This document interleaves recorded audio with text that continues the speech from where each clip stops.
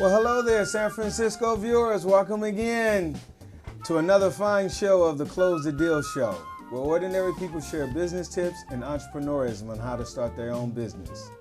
Today, we're going to talk about marketing strategies, and I'm going to introduce myself as well as the guest. I'm Terrence McCray, the host of this show, and my guest today is an entrepreneur and a good friend of mine. He has developed a company called LitDocs, which provides professional documents for people who may be in service of resumes, business propositions, business plans, and ideas on how to write their own story. However, Mr. Mark will explain to you more his entrepreneurism as well as his marketing strategy with his company called LitDocs. Please welcome Mr. Mark McGuire. Well, thank you, Terrence. To start off with, I've served 4 years in the United States Navy. It taught me a lot about basically arranging tasks in order and working with other people. I have a business degree, majored in management, some management experience as well. But the one thing that I realized throughout my life that I can do really well is to write.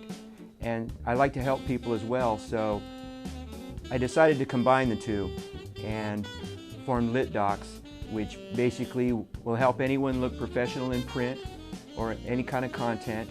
And I like to help people with their resumes and their cover letters and make them shine and help them achieve their career dreams. So let me ask you a question. When you say make them shine, clarify that. Well, a misspelled word or a misplaced word can spell disaster for anyone that's applying for any type of position in print. Those resumes usually go into the waste basket immediately, and the interview never takes place. And the object is to get an interview. So what I try to do is I try to make the prospective job searcher look as good as they can in print. It's up to them to seal the deal on the interview itself.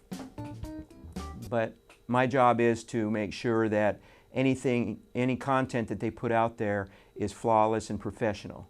That's my goal. So, Mark, how do you market your product?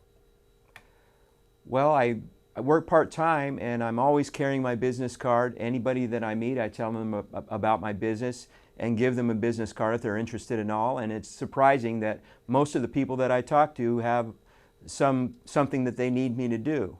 And I haven't done mass marketing yet, but that's next. So when you say something that they need you to do, specifically, what is that? Oh, it could be a resume. It could be some content on their own web page. It could be a GoFundMe where they're not bringing in the money that they expect to bring in for an operation, a medical operation or something like that. I've done those. Help with LinkedIn pages, I've also done that too. So it runs the gamut. So you have recently worked with LinkedIn? I don't work with LinkedIn, but what I do is I work with the LinkedIn profile, the person with the LinkedIn profile. I look at the profile, I give them recommendations, and they take the recommendations and make the changes that I suggest, and I get paid for that. So how have you specifically marketed LinkedIn LitDocs? Correct. Well, just mouth to mouth, mouth to mouth, word of mouth type stuff. Just going out and telling everybody about the business is what I'm doing right now. I haven't incorporated yet, but I'm putting everything together. I'm putting a web page together right now. And so everything's kind of coming together, and I can't really use mass marketing until I get an address on the internet. But that's in place right now. So who are your competitors? My competitors, I've done some checking into that. My competitors are resume writing companies and also editing and proofreading companies, because I'm kind of a combination of the two. So I have to analyze both industries. One competitor that comes to mind is called Resume Visibility. They basically put out high-end resumes and job coaching services. I don't do the job coaching services, I just do some 15-minute consult. But they're pretty pricey compared to me. they do the fancier, the more professional resumes. I do the basic services. People in transition especially need my services because let's say someone comes out of college, they don't have the job experience that they need. Well, I can take their volunteer experiences, their life experiences, maybe travel, and put something together to where the experience isn't such a factor when they start applying for jobs. Okay. So how have you closed the deal with someone wanting their LinkedIn profile develop more of an all-star level? Well, developing an all-star LinkedIn profile isn't really that difficult.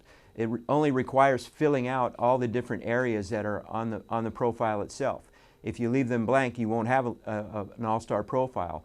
But I closed a deal through a friendship and mentioned the fact at a public speaking event that is part of the things that I do.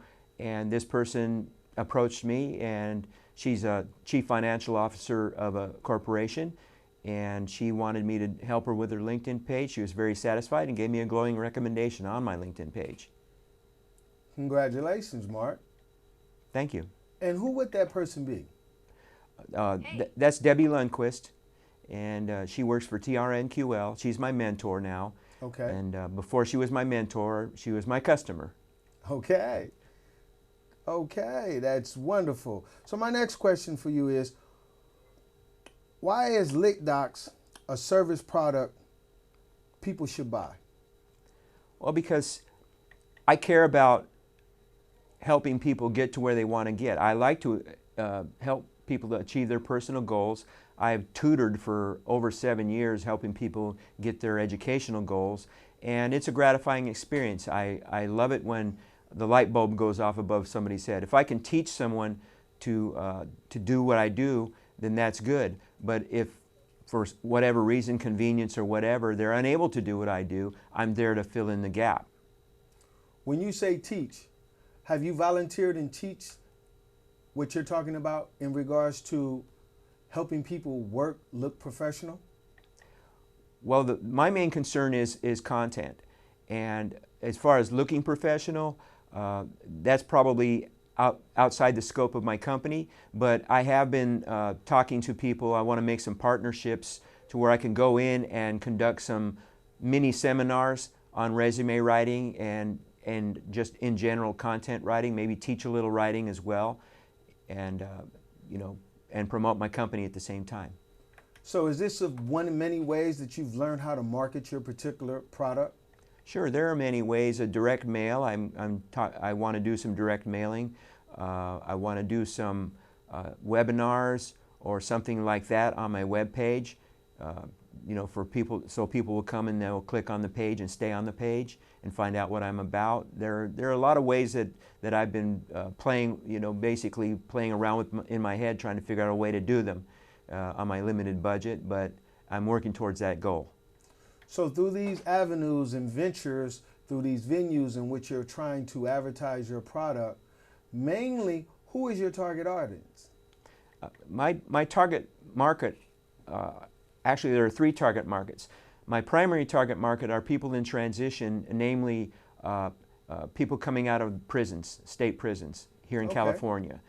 They have a real hard row to hoe, and they need all the help they can get, especially with finding a job right away.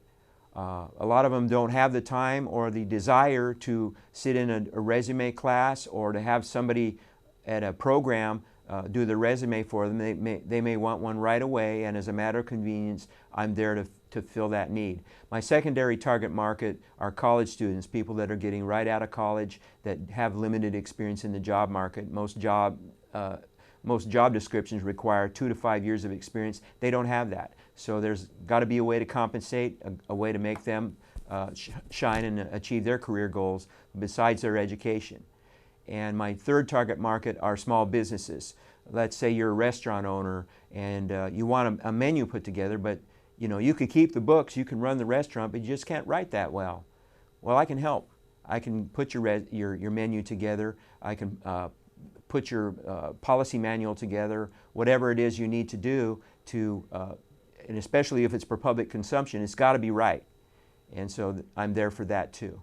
So if someone is just recently been released from prison and he doesn't have an adequate resume, how would this person be able to contact you in order for you to be able to be of service for him? Well, I'm going to have a website pretty soon, and so I'll have that. But I also plan to do a direct mailing marketing strategy within the state prisons in California, beginning at Solano State Prison and expanding outward. Okay. How would someone that's a college student looking to upgrade their professional documents be able to contact you that is not facing transition but is in here in society today? How would they be able to reach out to you after watching this show? Well, I would suggest that basically I have an email address, literati.docserv, docserv.com, at gmail.com, and that's my business email right now. It's going to probably change somewhere down the road, but that's the easiest way to contact me right now. Literati, Literati, docserv at gmail.com. Okay, in the city, as you are quite aware, there are so many mom and pop stores, there are so many restaurants. Mm-hmm. How would a restaurant owner be able to contact you for you to help create or redesign their actual menu, let alone their policy, if they don't know directly how to reach out to you today? Could you be of service and share this information?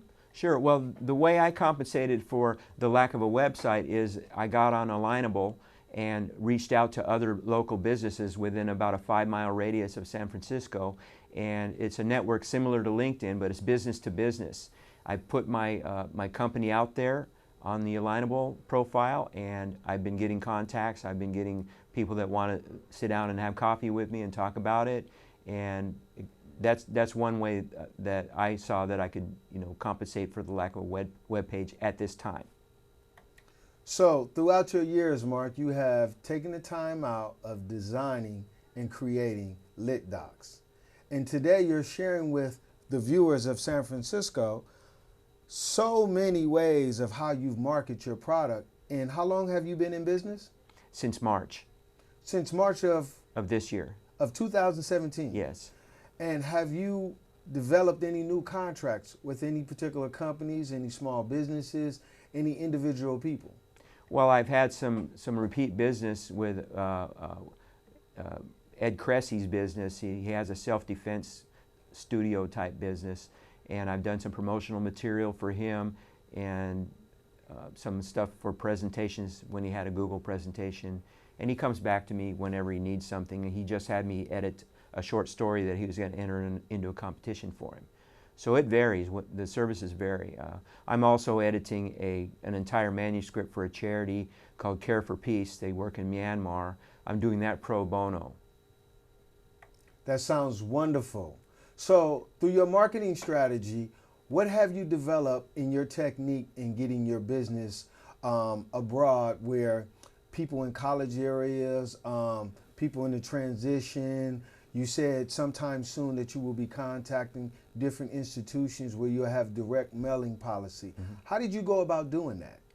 Well, I have a lot of contacts, and so I'm trying to use whatever I have. I have a contact at San Francisco State University, which I'm trying to form a partnership there and maybe conduct a class or a mini seminar in that particular area of job search and job search documents.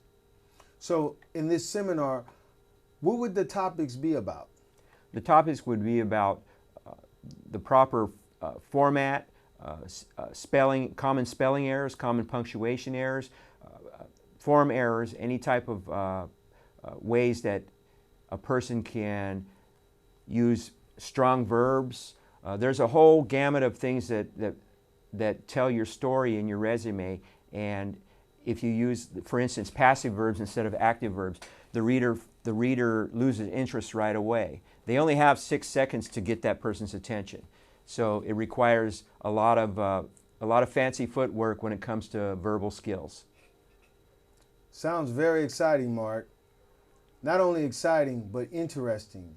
But my last question for you to Mark is, how did you close any of your deals? Mostly through relationships. I follow up on my networking, and even if the person does not want to purchase my services at that time, at some point they usually do. So it's always important to nurture the network and keep the network alive, because if I can do something for them or they can do something for me, it all depends on whether our network is active. So my best advice would be to keep the network growing and keep the network alive. There you have it. San Francisco viewers, the Bay Area, always nurture your network and understand that when you're doing business with someone, when they have something for you and you have something for them, you're not only closing a deal, but you're developing a relationship. Tune in again. We're going to have some up and coming people on the show that are small business owners. Please have a safe journey in closing your own deal.